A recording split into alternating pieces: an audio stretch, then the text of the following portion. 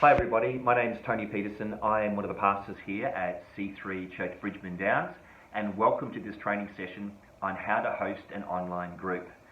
Well, the world's changed very, very quickly. We're in a virtual world now where people are working virtually from home. We are relating to our families online. We're doing community online. And so I'm so excited about online groups and what this can do for our people in this time where a lot of people are self-distancing, but we don't want them to be self-isolating.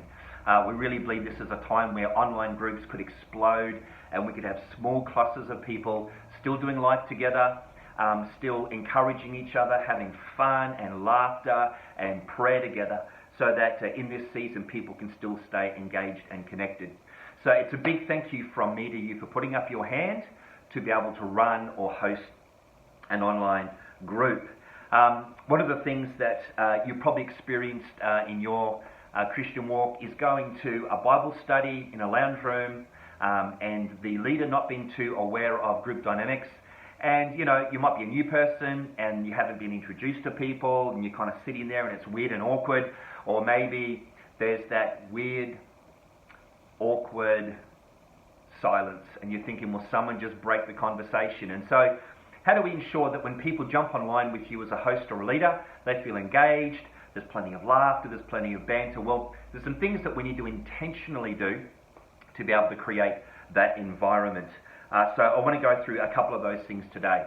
So I want to go through three things as we go through the training session. Number one, how do we keep people engaged? Some simple tips on how to do that really, really well.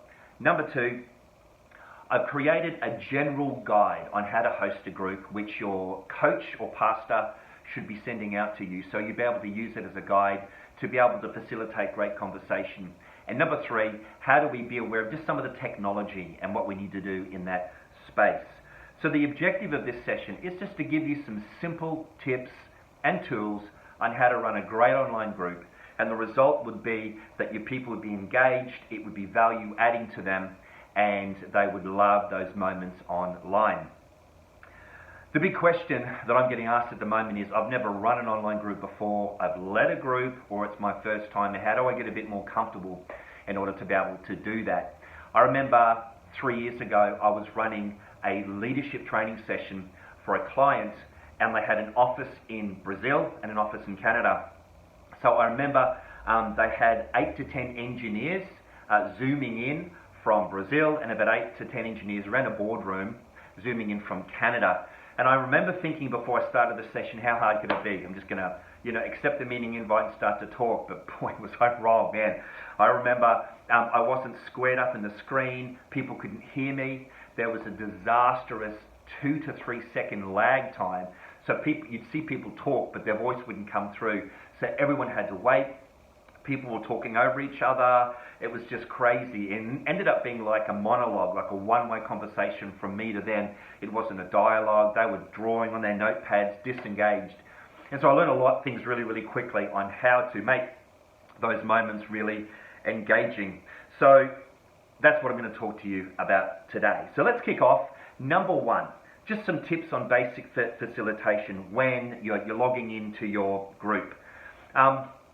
What I find, number one, just be aware of where you set up your desktop or your computer, your laptop or your phone, whatever it is. So just so you're clear, people can see you. I did an online session recently with a group of people, and 2 or 3 of them were kind of lying on beds and things like that and lounged back. But I think as a leader, it's just good that you're clear. You sit in a comfortable place. People can see you. The lighting is okay. Because what I found is with body language, the people do engage more if you're making eye contact with them. They can probably see your hands and your face as clearly as possible. So be really aware of just your body language in those moments and just your general setup. The other thing too, when you're engaging people, is remember that it's a new experience for them. So you don't just want to be talking all the time. So what that means is intentionally asking questions to specific people, the 4 or 5 people that are engaging with you online. So what I often find is that if you're having a conversation, let's say you're talking about the Bible and you're talking about something God's been talking to you about, you don't just want it to be a one-way conversation, but I want you to picture it like a ping pong ball that you maybe throw into a cardboard box. And as you throw it in, it's going to bounce around all over the place. You want to be able to do that with the conversation. You want to be able to throw to maybe a specific person and say, all right, well, Bob, what was that like for you? Oh, that's what you found God was saying to you in that moment. And, you know, Fred, what was that moment like for you? Oh, okay, so you're finding you had a different experience. And so you're intentionalizing the conversation.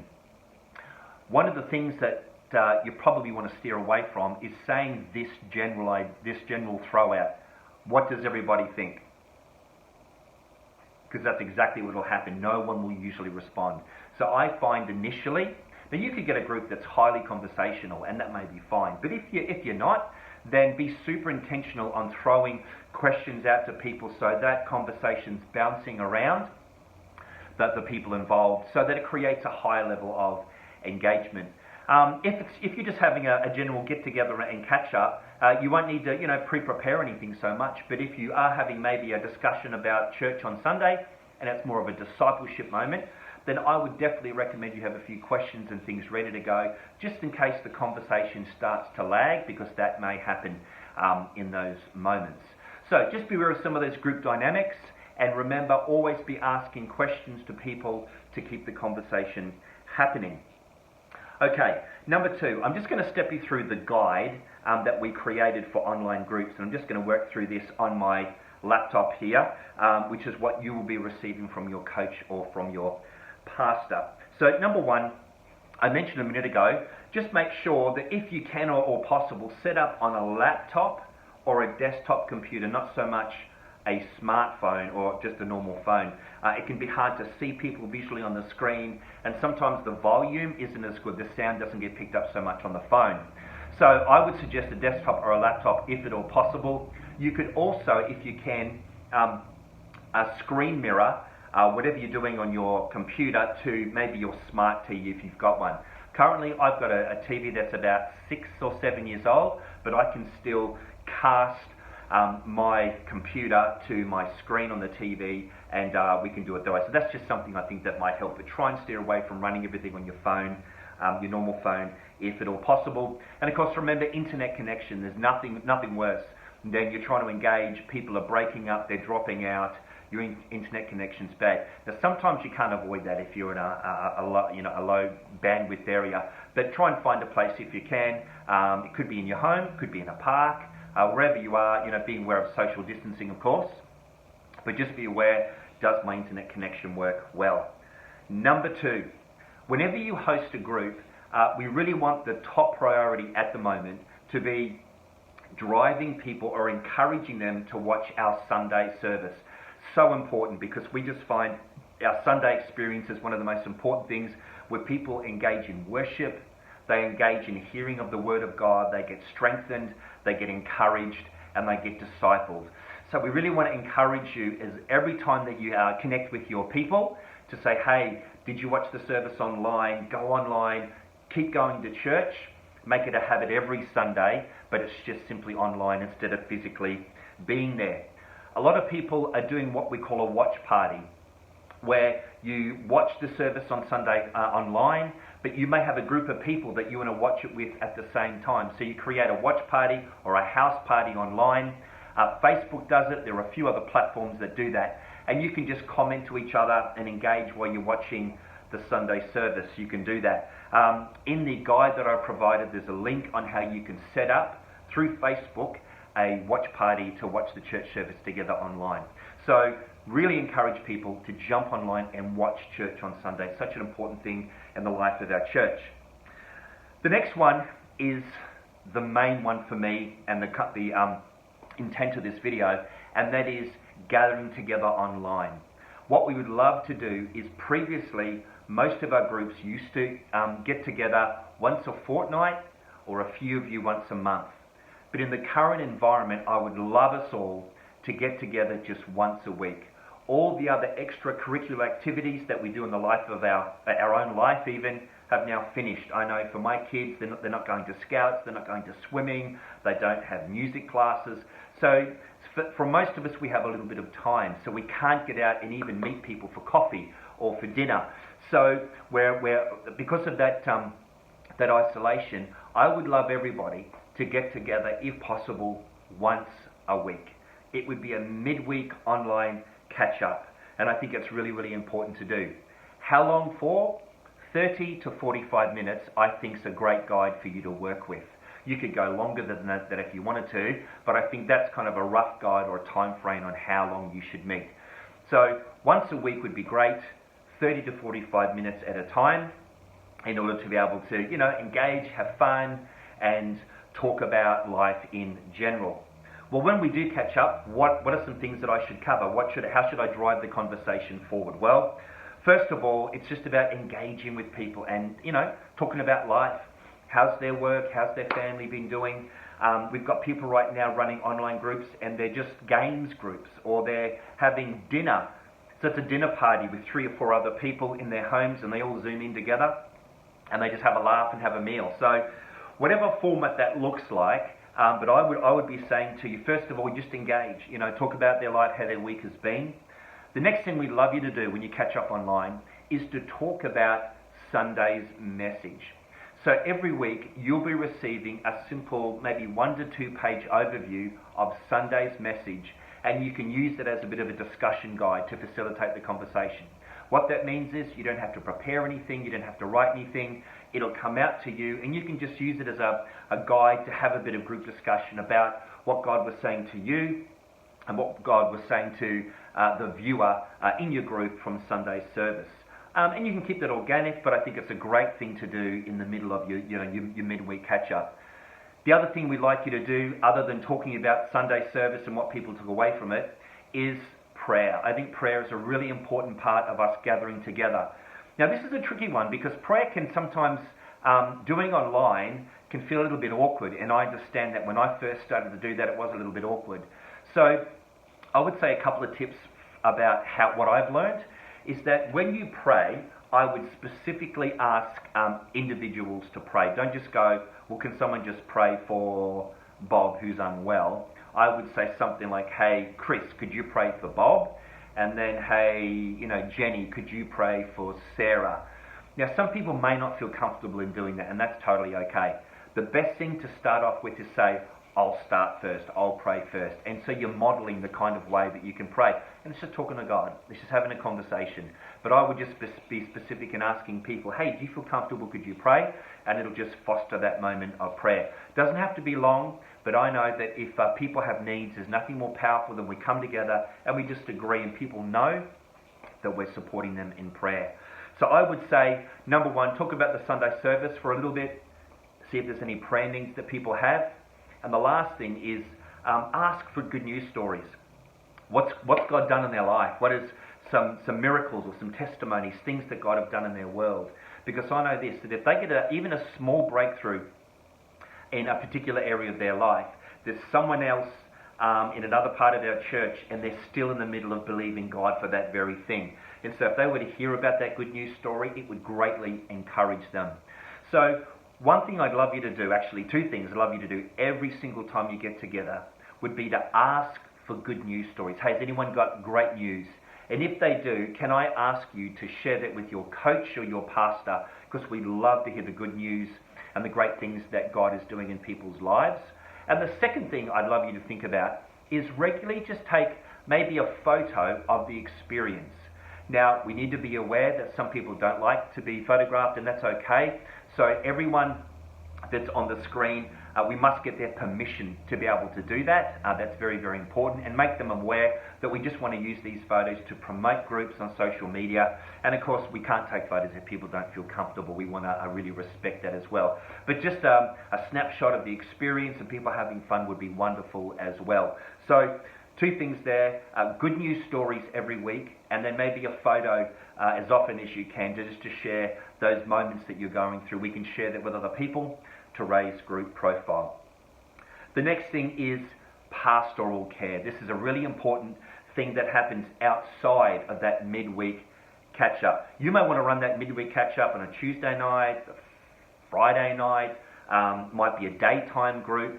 My suggestion for a nighttime session would be, if it's a family, put the kids to bed, maybe 7:30 or 8 o'clock for that half hour, 45 minutes would be probably a good time slot to be able to do that, but I'll leave that up to you. So when it comes to pastoral care, there's a couple of really important things I want us to be aware of. When you catch up online during the week, I just want you to take notice of people that might be struggling. They may be out of work, there could be a sickness in their family. And then after that online group, I'd like to encourage you to just do something simple for them. It might just be to phone them up and say, hey, I was thinking about you. You mentioned in the online catch-up the other night that you've been out of work and you're feeling a bit worried or anxious. Can I just pray for you over the phone? And so just give some spiritual encouragement and just give them a phone call. It may just be a text. You may just say, hey, I was thinking about you, Bob. I know you've been out of work for a while, and just want to encourage you that God's got your back. You may just want to send an encouraging text to all of your group. It's like, hey, I was reading Psalm 23 this week. The Lord is my shepherd. So you might want to send out a text. But it's just those small things that I'd love you to do, just so that your people feel looked after. And of course, I do want to encourage you, if any of your group have some kind of serious issue, maybe it's a serious health issue, they may come to you and say, oh, look, my marriage is really struggling, as an example.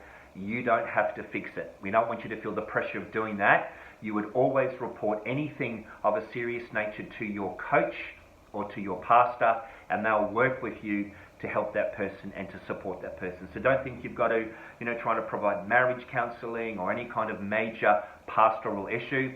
You can just take that up to your coach or pastor, and they will give you all the support, or they will engage with the person directly. So yes, I'd love you to just give those moments of pastoral care outside of that catch-up, in order to look after your people. And the last thing is, keep working with your coach or your pastor. They're there to support you in running your online group. You're not alone. If you're finding you're stuck in an area or people aren't engaging, go to them and say, hey, can you support me? I'm struggling to foster prayer online. What can I do? And they'll be able there to support you. And the last thing with the support from your coach is, we would like you to do some reporting. And all that reporting is once your group meets online, you'll get a reminder via text, most likely, and it'll just be a reminder from our team saying who went to your group this week. It's a 60-second moment where you can just go through, tick who attended, and send that in, and our system will be able to capture that. It's simply so we can see how people are going, who's going to a group, who's not going to a group, so that nobody misses out, and that we can keep looking after people and see where they're at. So it's just a way of us, as we've always done, to just check in with people and see who's coming, who's not, so that we can look after them. If you need any help with some of the technical components on how to report, of course you can just ask your coach or pastor, and they will be able to help you. So that's really the guide that I've spoken about, and how we can do that. Now those things are a general guide, a suggestion in how to run your group. Some nights you just may want to have a heap of fun. You might want to run a games night. You want to have heaps of laughter, because laughter and fun it's good medicine. It's the glue that holds us together. But I do also think there are moments where this is a key discipleship moment for people, where we can talk about Sunday, encourage them, and pray together. So having a mix of both, I think, is really, really important for your people. And the last thing, as we come to almost the conclusion of the video, is just some of the technology platforms. So we're finding there's probably 3 technology platforms that you could use. Number one, Zoom. Zoom is one of the best video communication tools on the market. In the host guide that you'll be receiving, there's a simple link there that you can click on. It'll take you to Zoom. You can sign up to Zoom. It's a very simple process to do. It doesn't cost you anything for a basic Zoom package. And then you can host your group every week. The second one would be Google Hangouts. Google Hangouts, again, it's a great platform. It's very easy to use, and it's a great way to engage people. And of course, Facebook as well. Facebook is a great way, and it's a simple tool. The reason why we suggest Zoom is you can actually share your screen. You can do that with Google Hangouts as well, and people can look at notes, they can look at pictures or videos, and you can talk through them, and they can see your screen as well. We have a heap of great technical people who can help you to sign up to any of those things. If you think I'm a little bit technologically challenged, that's totally fine. You can ask your coach or your pastor. They'll put you onto somebody, and they'll be able to help you. We are also creating some simple 2 to 3 minute how-to videos on how to set up Zoom, how to set up Google Hangouts, etc. So we'll be able to send you those simple videos as well, and it'll help you to get that set up so it's really easy for you to use. So, in summary, what have I covered today? Just some simple tips and ideas on how to host and run those engaging groups online. Number 2, work through the guide that we've given you as a way to keep that engagement high and make it meaningful for people. We're talking about church service, praying together, having a laugh together, and being aware of some of those general rules around reporting and pastoral care. And then, of course, pick a great platform that people are going to love, that you're going to be able to use. The last tip before I sign off is, why don't you create a great communication platform other than the video so that you can keep talking to people during the week. So that might be text, that's probably one of the most common ways. It could be email, so that you can share things with people. Maybe it is a Bible verse and you can create a group and text it to them. I'm finding at the moment WhatsApp is one of the best ways to communicate to my team. So I've got a group of about 10 or 15 people. I'm sharing good news stories. I'm giving updates. I'm saying, hey, here's a great tip that I've learnt this week around running a group, or here's a Bible verse that I've been thinking about. So think about that communication platform, whether that's WhatsApp or text or email, and create a group there that you'll be able to give them updates about church and all those kinds of things and what's happening. So I hope that's helped you. If you've got any further questions, you can email us at info@c3bd.com, or again, talk to your coach or pastor and they'll be able to help you run a great online group. Thank you so much for tuning in. I hope that's helped you, and can't wait to hear all the great stories and all the great connection that you're going to have as you run a great online group. Talk to you soon.